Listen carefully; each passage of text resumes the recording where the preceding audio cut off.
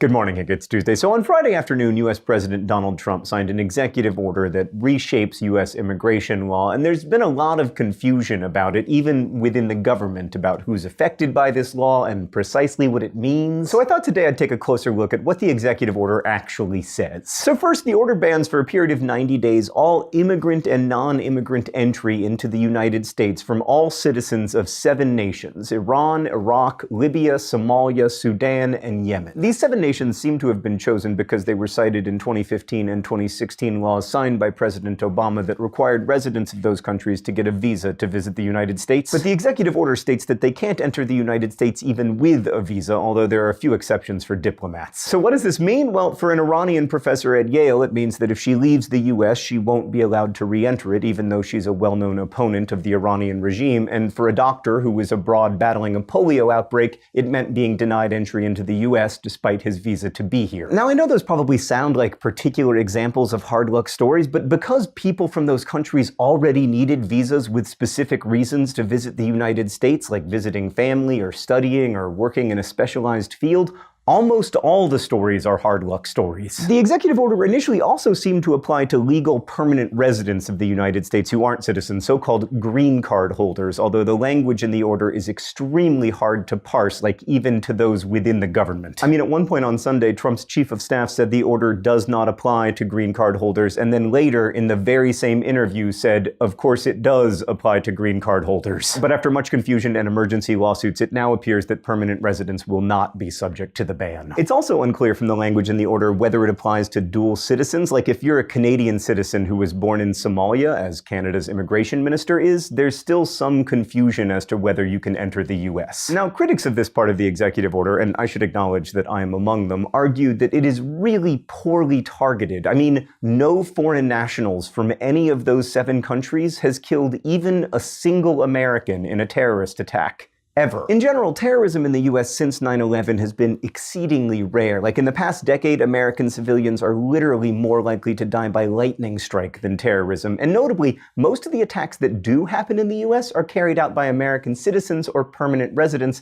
and those attacks wouldn't be prevented by the order. Now, the counterargument is that there may be threats from these 7 countries we don't know about, but it's really hard to prove a negative. Like, it's hard for me to prove that I'm not a terrorist, because how can you be sure I'm not? Just for the record, in case Big Brother is watching, I'm not. In case Big Brother is definitely watching. Anyway, all of this is why concerns about the ban don't really fall along traditional left-right lines. Like the very conservative Cato Institute, for instance, said there is little national security benefit to Trump's executive order on immigration. And many, although by no means all, Republican congresspeople and senators agree. John McCain and Lindsey Graham, for instance, released a statement saying that the ban may be remembered as a self-inflicted wound in the fight against terrorism. And then there is the second part of the executive order, which affects admission of refugees into the United States. So back in 2011, the Obama administration dramatically slowed the process of refugee applications from Iraq for 6 months, an off-cited precedent for what Trump announced on Friday, but this is very different. Trump is suspending all refugee admission to the United States from all countries for 120 days and suspending all refugee resettlement from Syria indefinitely. This appears to include people who've already been vetted, approved, and received visas, which is also very different from what happened in 2011. Side note, you may have heard that there is no vetting of Syrian refugees coming into the United States. That is simply not true. As discussed in this video, the process includes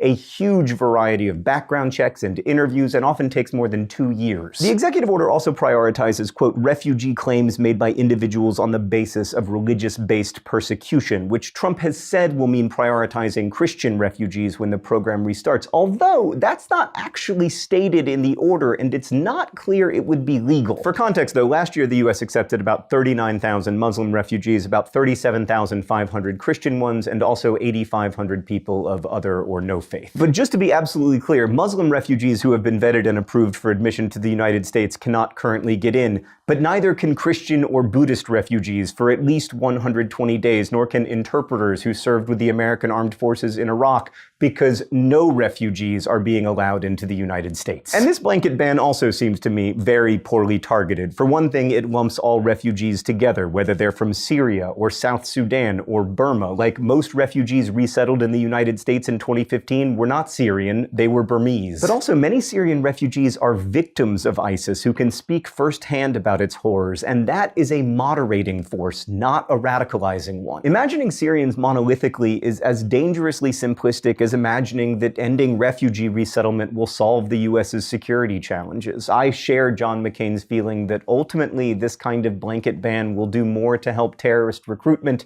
than improve our security. Now, Trump counters that it will make us more safe, and he certainly has access to top secret information that I don't have access to. But given that these policies wouldn't have prevented a single US terror fatality from the last 40 years, it's hard to see exactly how we're safer. There are also other issues of legal confusion in the order. For instance, the order states, quote, "The United States cannot and should not admit those who do not support the Constitution." But as many law professors have pointed out, that's kind of ludicrous. I mean, according to that sentence, if you are, for instance, Canadian and you support a parliamentary system of government over the system outlined in the US Constitution, are you no longer legally allowed to visit Disney World? Because that does appear now to be the law. Also, when foreigners attempt to enter the United States, as in most countries, they have the right to seek asylum and be interviewed by an immigration officer to determine if the asylum seeker has a credible fear of persecution. But the executive order explicitly states that no benefits will be extended to citizens of the affected nations when they attempt to enter the United States, and such an interview would probably constitute a benefit. So as of now, it does not appear that people are being allowed to seek asylum, which is in violation of an existing US law called the Immigration and Nationality Act, which an executive order cannot legally override. In short, no matter how you feel about immigration, this executive order is a hot mess. It is too ambiguous, self-contradictory, and unclear to be effective law. Now, I want to emphasize that much of this may be moot in 3 or 4 months as parts of the order expire, but even if that occurs, I worry we've already made a dangerous statement that the US won't do its part in the refugee crisis and that we will discriminate based solely on place of birth.